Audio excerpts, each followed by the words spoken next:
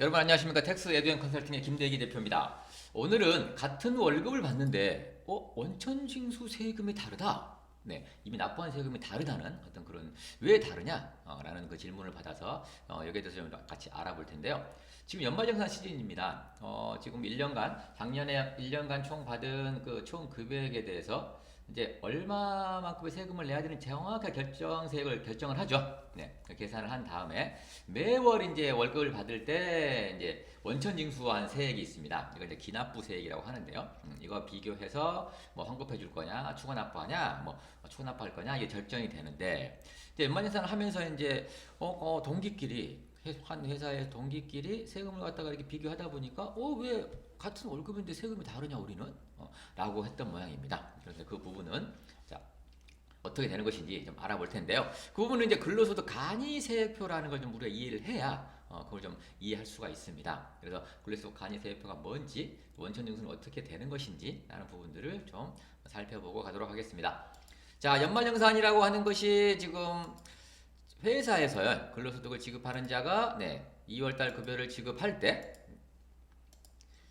다음과 같이 이 결정세액을 정확하게 계산을 한 후에 매월 이제 급여 받을 때 원천 징수한 세액과 이제 비교를 하자. 비교를 해서 내가 더 냈다면 환급을 받고, 기납부 세액이 많다면 환급을 받고, 적다면 이제 더 납부하는 그런 절차를 얘기를 하는데요. 그렇다면 이 매월 급여를 받을 때 이 원천 징수한 세액 이건 어떻게 원천 징수하느냐 이걸 좀 알아볼 필요가 있겠죠. 그러면 이 원천 징수 세율은 지금 다 다릅니다. 소득에 따라서 다 다릅니다만 일단 뭐 이자 배당 뭐 이런 것들은 뭐 일반적으로 15.4%, 뭐 27.5% 이렇게 띄게 되고요.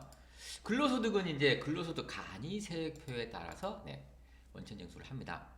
그 회사 마음대로 하는 게 아니라 이 국세청에서 제공하는 이 근로소득 간이세액표가 있습니다. 이건 이따가 좀 자세히 좀 보도록 하겠습니다. 뭐 사업소득이라든가 연금소득은 이제 뭐 거기에 맞게끔 3.3%를 띈다거나 각 요건에 맞게끔 원천 징수를 하게 되고요. 기타 소득이나 뭐 퇴직소득도 마찬가지로 원천 징수를 하게 됩니다. 뭐 이건 참고하시면 될 것 같고요. 그렇다면 근로소득 간이세액표라는 게 뭐냐? 라는 겁니다. 국세청에서 제공하는 근로소득 간이세액표를 제가 좀 약간 정리를 해봤습니다. 이렇게 간단하지는 않습니다. 수십 페이지가 되나 이걸 좀 약간 이해를 우리 좀 하고 가야 되기 때문에 일단은 월 급여액은 월 받는 급여액이 1,000원 단위입니다. 1,000원 단위인데 비과세와 학자금을 제외한다고 되어 있네요. 비과세에 대해서는 세금을 떼지 않으니까요. 그래서 이게 지금 105만 5천 원부터요. 105만 5천 원부터 자 105만 5천 원 이상은 지금 세금이 없네요. 떼지 않는다는 얘기입니다. 자 그렇다면 이제 106만 원부터 이제 이 1,040원이라는 세금을 떼게 되는데 여기 보면 이제 공제 대상 가족의 수라는 게 있습니다. 또 근로자 본인 혼자서 생활을 한다 그러면은 이 한 명으로 취급이 됩니다. 한 명인데 결혼을 했다, 뭐 와이프가 직장이 없다, 그럼 이제 공제 대상 가족의 수가 2명으로 늘어나게 됩니다. 그리고 애를 2명 낳다 4명으로 늘어나게 되고요. 4명이 살고 있다가 부모하고 같이 살게 됐다. 부모님이 2분 다 계시다 그러면 6명이 될 거고요. 그래서 이 공제 대상 가족의 수가 몇 명 이냐에 따라서 이렇게 달라집니다. 세금 떼는 게. 자 여기 200만 원을 한번 볼까요? 200만 원을 받았을 때 내가 혼자 살면은 뭐 19,500원을 공제를 하나 4명이 있다. 결혼을 해서 자식이 뭐 2명 있다 그러면 3,220원을 떼게 됩니다. 5명부터는 아예 세금이 없죠. 자, 500만 원 정도 받는다고 가정을 해볼까요? 그러면 500만 원을 받았을 때는 나 혼자 생활할 때는 33만 5천 원을 공제를 하나? 일단 4명이 있다 그러면 21만 9천 원을 띄고요. 그 다음에 이제 결혼을 해서 자식이 2명 있었는데 이제 부모님하고 같이 살게 됐습니다. 그러면 이제 6명이 되겠죠. 6명이 되면은 이제 18만 1천 원을 공제를 합니다. 근데 이제 이 6명이 쭉 살다가 이 자녀들이 이제 좀 성장을 할 거 아닙니까? 그래서 이 자녀 2명이 8살은 넘었는데 20살은 안 됐어요. 그러면 이 공제 대상 가족의 수는 6명이지만 여기 이 연말정산에서 원천 징수를 할 때요. 원천 징수를 할 때는 8명으로 인정을 해줍니다. 그래서 14만 4천 원을 띄거든요. 이게 어떤 의미인지 이따가 한번 볼 거고요. 그다음에 이제 1,000만 원이다 그럴 때는 이제 1,000만 원의 이 금액을 갖다가 이렇게 원천징수를 하고요. 1,000만 원 넘어가는 금액은 이제 계산 방식이 약간 달라집니다. 여기에 따라서 좀 약간 달라지고요. 자, 이렇게 간이세표가 이렇게 구성이 되어 있다라고 하는 것이고요. 자, 그리고 일단 500만 원짜리 요거 좀 33만 원, 뭐 21만 원, 14만 원 이걸 좀 기억을 좀 하고 계시기 바랍니다. 그리고 근로소득 간이세액표는 방금 비과세 소득을 제외한 금액으로 하겠다. 그리고 공대 대상 가족 수는 전체 공대 대상 가족 수요. 혼자면 혼자. 그리고 결혼을 했다 그러면 2명. 그리고 결혼을 했는데 자식을 2명 낳았다? 4명이 되겠죠. 4명에다가 이제 자녀들이 이제 성장할 거 아니겠습니까? 성장을 해서 그 자녀 2명이 8세 이상 20세 이하 이때 나이가 됐다. 2명 다. 그러면 4명에다가 2명을 더해주겠다 이겁니다. 6명입니다. 살고 있는 사람은 4명이나 간이세액표에 따라서 원천징수할 때는 6명으로 인정해줄게 라고 하는 그런 의미입니다. 그래서 원천징수를 한다라는 거고요. 그다음에 근로자는 이제 간이세액표에 따라서 지금 내가 뭐 10만 원을 내야 된다. 그러면 그 10만 원이 100%입니다. 100% 내는 거고요. 나는 좀 적게 내겠습니다. 8만 원만 내겠습니다. 그러면 적게 낼 수 있습니다. 이건 내가 선택할 수가 있기 때문에. 그리고 8만 원 좀 적게 냈다가 나중에 좀 약간 뭐 추가 징수 당하도록 하겠습니다라고 할 수도 있고요. 지금 내가 12만 원을 내겠다. 120%를 내겠습니다. 그리고 나중에 내가 많이 환급을 받겠습니다. 할 수도 있습니다. 그래서 소득세 원천징수세 조정 신청서라는 걸 제출하셔야 되고요. 이거는 1년에 한 번밖에는 바꿀 수가 없습니다. 그래서 원하시는 분들은 이렇게 하셔도 되고요.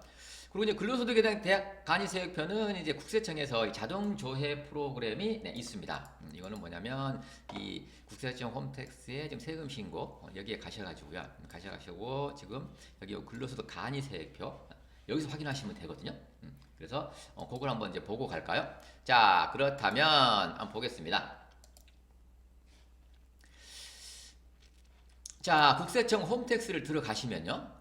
이게 들어가시면 여기 중간쯤에 세금 신고라는 게 있습니다. 세금 신고를 눌러보시면 이 세금 신고 중에 원천 징수하는 거 아니겠습니까? 그래서 여기 원천세라는 것을 딱 눌러보시면 여러 가지 것이 나오는데 중간에 근로소득 간이세액표라고 보이시죠? 여기요. 근로소득 간이세액표. 이 간이세액표 눌러보겠습니다. 자, 눌러보니 근로소득 간이세액표에서 나오는데 지금 작년 2월 28일 이후 원천 징수하는 것부터 지금 적용을 하고 있습니다. 그리고 자동 계산해 볼 수가 있습니다. 근로소득에 대한 간이세액표 자동 조회 프로그램 해서 나올 수가 있는데 아까 제가 지금 약간 근로소득 간이세액표를 좀 이렇게 정리한 걸 보여드렸는데 여기 엑셀로 다운받을 수가 있습니다. 다운받아 볼까요?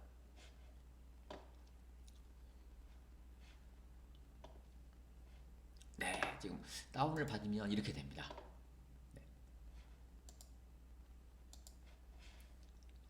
자, 그러면은 지금 이거 좀 링크를 좀 이렇게 좀 틀고정을 해볼게요. 여기 월 급여액에 따라서 월 급여액이 얼마냐에 따라 지금 77만 원부터 시작하네요. 쭉 없습니다. 세금이 없다가 지금 여기 이제 아까 106만 원부터 지금 1,040만 원 정도를 갖다 냈었죠. 키워보겠습니다. 이렇게 내다가 한 200만 원 정도로 가볼까요? 200만 원 정도로 가게 되면은 지금 여기 있네요. 200만 원은 한 사람은 19,000원, 두 사람일 때는 14,000원, 네 사람일 때 3,000원, 그다음에 다섯 사람부터는 없었다. 아까 본 거고요. 그다음에 이제 500만 원 가볼까요? 500만 원, 이렇게 많습니다. 500만 원은 지금 여기 있네요. 500만 원은 한 사람일 때는 33만 5천원, 네 사람일 때는 21만 9천원, 8명일 때는 14만 4천원. 아까 본 금액 그대로죠. 그리고 뭐 1,000만 원짜리다, 1,000만 원을 받는다 그러면 이제 이렇게 됩니다. 1,000만 원은 이렇게 받고 이 1,000만 원을 초과하게 되는 것들은 좀 계산 방식이 별도로 있죠. 이런 식으로 계산을 하게 된다. 이겁니다. 이게 이제 이 간이세협회 그 전체적인 그거고요. 아까 제가 이제 이걸 좀 정리를 해놨던 것입니다.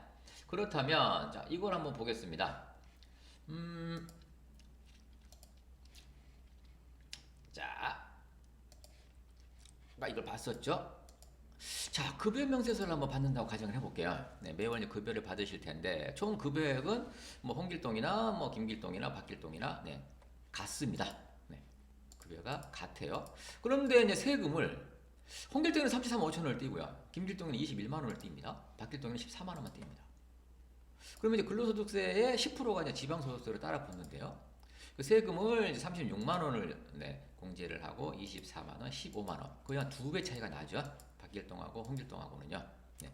그다음에 이제 4대 보험, 사회보험을 갖다가 이제 공제하겠죠. 4대 보험은 똑같을 거 아니겠습니까? 왜? 총 금액이 네, 이 동일하기 때문에 아마 4대 보험은 아마 47만 원으로 똑같게 됩니다. 그렇다면 총 금액에서 소득세하고 4대 보험을 공제하고 통장으로 입금이 되겠죠? 입금이 되는데 금액이 달라지죠. 왜? 세금 띈 내용들이 다르니까요. 월 400만 원씩 이렇게 받는데 연간 계산 해볼까요? 연간 계산하면 이제 홍길동이는 5천만 원이 안 되는데 김길동과 박길동은 5천만 원이 넘으면서요. 박길동은 또 5,200만 원 정도 넘어가죠. 한 200만 원 차이가 나버립니다. 이런 식으로. 그러면 이게 왜 이렇게 되는 것이냐라고 하는 것입니다. 자, 이거 한번 보겠습니다. 제가 지금 엑셀로 약간 정리를 해놨는데요. 자, 이걸 한번 볼게요.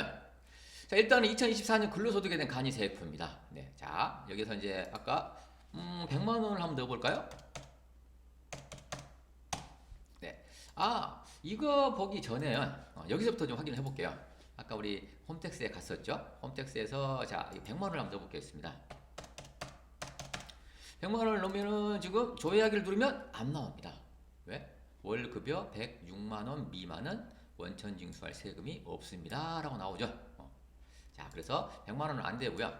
한 200만 원 집어넣어 볼까요?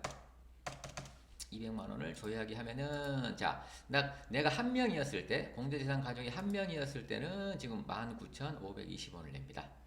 네, 아까 봤었던 그 내용이고요. 19,520원. 자, 아까 4명도 3,200원 냈었죠?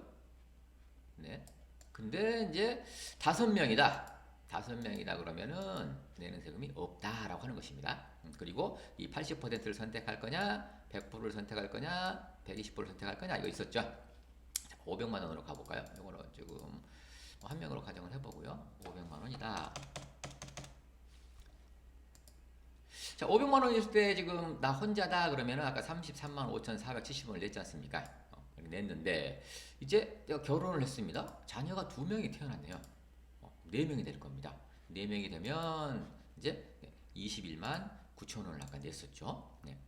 근데 이제 이렇게 4명이 같이 살다가 이제 부모님이 계셔가지고 6명이 됐다고 가정해 보겠습니다. 그러면 18만 원을 갖다 공제를 하게 되나? 이제 자녀들이 이제 태어나서 이제 나이가 점점 들어갈 거 아닙니까? 그래서 이제 8살이 넘어갔어요. 여기 있는 이 8세 이상 20세 이하 자녀 이 사이에 속했다. 그러면은 그게 만약 2명이다. 그럼 2명을 이렇게 해줍니다. 그럼 6명이 아니라 8명이 되거든요. 그럼 금액이 이렇게 14만 4,100원으로 달라진다고 하는 것입니다. 이렇게.